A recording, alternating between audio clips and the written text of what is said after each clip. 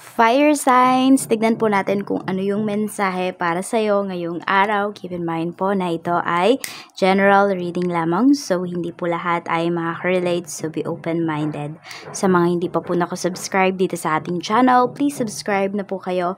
And pa-like na din po ng ating video. At sa mga nais po mag-avail ng ating private readings, ng ating Evil Eye Amulet, makikita nyo po yung link sa description box. Tarot Intentions by Aliana Ray. So, message na lang po kayo if interested kayo. So, ito pong ating incense ay para po yan sa inyo, para mawala na yung mga blockages ninyo, lalong-lalo na sa pera, sa trabaho, sa career, or kung nasa, tinatanong ninyo, nasa right path ba kayo, ayan, tinatanggal na natin yung blockages.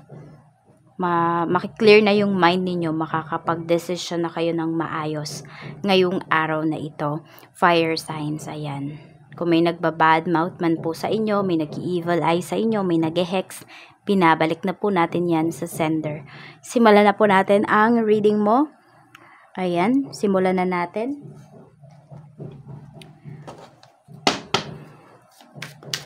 Fire signs, Aries, Leo, Sagittarius. Pagpasensyahan nyo na po kung meron kayong naririnig, meron po kasing ginagawa sa kapitbahay. Okay, tingnan natin.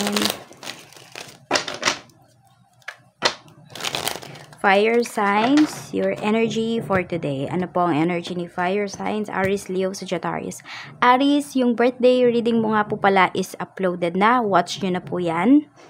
We have 9 of coins. So, yun nga, yung iba sa inyo may blockages kayo in terms of finances.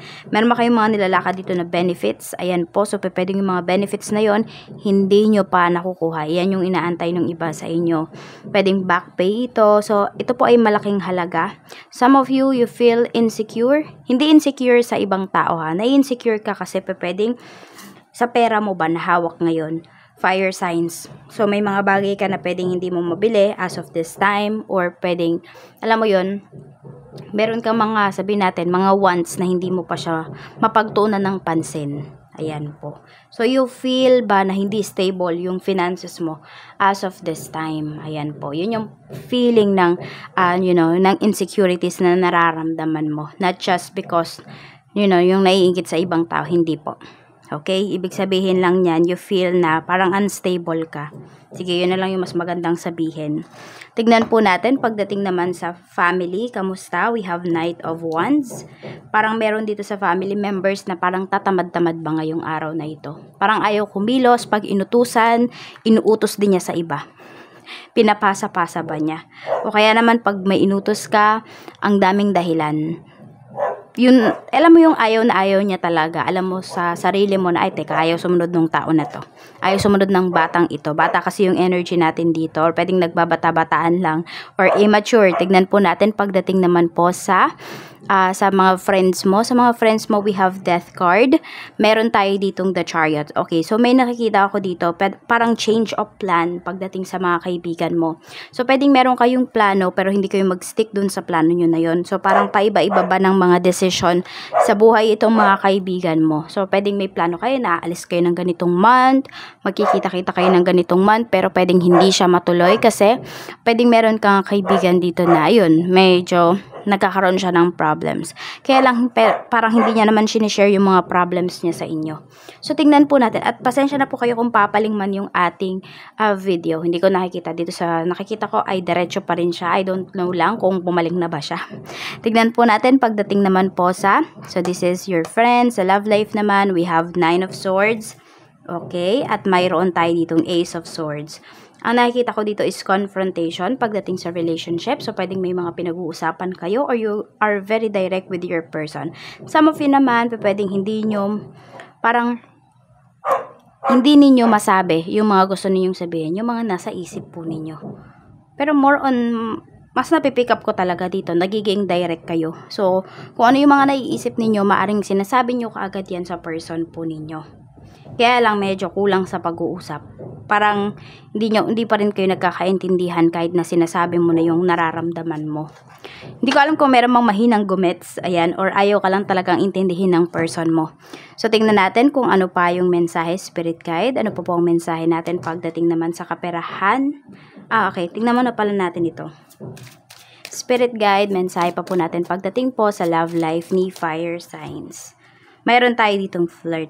Okay, so yun, nag-overthink naman yung iba sa inyo dito. Siguro yun yung napapansin ninyo sa person ninyo is kapag nakikipag-usap siya, yan, nagsiselos ka kasi iba sa inyo, parang, alam mo yun, nakikipaglandian siya. Parang yun yung nafe-feel mo. Pero baka ganun lang talaga yung person mo. Kasi air signs yung nandito, so pwedeng yung person mo is Libra. Ayan. Yung mga Libra kasi, kahit na hindi naman sila nakikipag-flirt, you feel na nakikipag-flirt sila. Para bang, yun yung way kasi nila ng pakikipag-usap, ganun.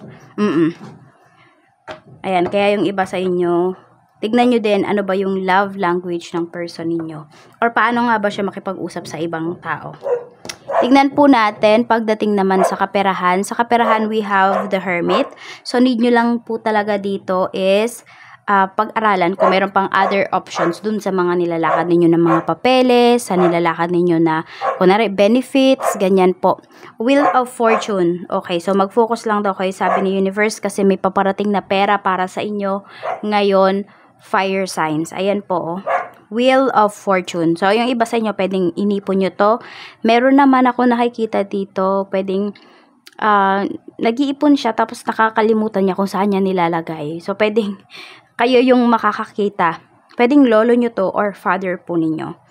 Yan, mahilig siyang mag-ipon pero hindi niya alam kung saan niya nilalagay. So, baka kayo po yung makakita dito ngayong araw. Hindi ko sinasabi na kukuhanin ninyo. Pero, di ba, kung kailangan nyo nung matanda is mayroon kayong maibibigay sa kanya. Parang ganun po. Tignan natin sa career mo naman. We have 3 of Cups. So, may isa-celebrate kayo pagdating sa career. Ayan nga. Napakaganda nung career mo. Fire signs ngayong araw na ito kasi we have 3 of Cups and 9 of Cups. So, okay ka sa mga katrabaho mo. Okay din sila sa'yo. Parang wala ka namang masasabi sa kanila. Kasi kung nagtrabaho kayo, you work together on that special project, is talaga namang nakita mo na nagsisikap din talaga sila. So, aligned yung mga frequency po ninyo nung mga katrabaho mo. So, wala kang naging problema dito or wala kang magiging problema. Pwedeng may isi-celebrate kayo kasi napasa ninyo itong trabaho at na-approve po ito na parang walang kahirap-hirap. I mean, 'di ba?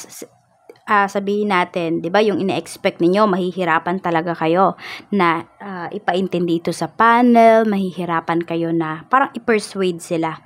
Pero ang nangyari, napakabilis lang. Na-approve ka agad siya. So, ayan, alam mo yung sobrang saya ninyo na proud talaga kayo sa inyong mga sarili. Tignan po natin pagdating naman sa negosyo. Sa negosyo, we have 2 of Swords. So, may decision na kayo dito. Ayan, hindi na nagdadalawang isip. 5 of Coins. Okay, pagdating yata ito sa paglo-loan for some of you. Bakit ba kayo na-away dito? Bakit ito yung naging option ninyo, fire signs, pagdating sa negosyo? Some of you naman po, pwede na maniningil na yung iba sa inyo. At magiging strict na kayo dito. Magiging strict kayo sa paniningil. Yun yung pinapakita dito. Kasi yung iba sa inyo, nakikita nyo talaga na nalulugi po yung business ninyo. Kaya, yan. Magiging strict na talaga kayo. So, ito yun, no? Tignan mo. 'Di ba? Sabi ko nga sa inyo is you feel insecure. Sabi na lang natin pagdating sa business. Bakit yung iba na nasusunod nila yung rules nila? Bakit ako naaawa ako? Bakit naawa ako? Nagpapautang pa rin ako. So, ayan po. Kailangan panindigan nyo talaga yung mga rules ninyo. Yung mga instruction ninyo pagdating dito po sa negosyo para hindi po kayo naloloko at hindi kayo inaabuso dito. Tignan natin ano ba yung reminder sa'yo ni Universe ngayon. Reminder sa'yo ni Universe, ayan po, pagdating sa pera mo. Medyo may problem talaga yung iba sa inyo in terms of money. Pwedeng pera na nagiging bato pa. Yun yung nakikita ko dito.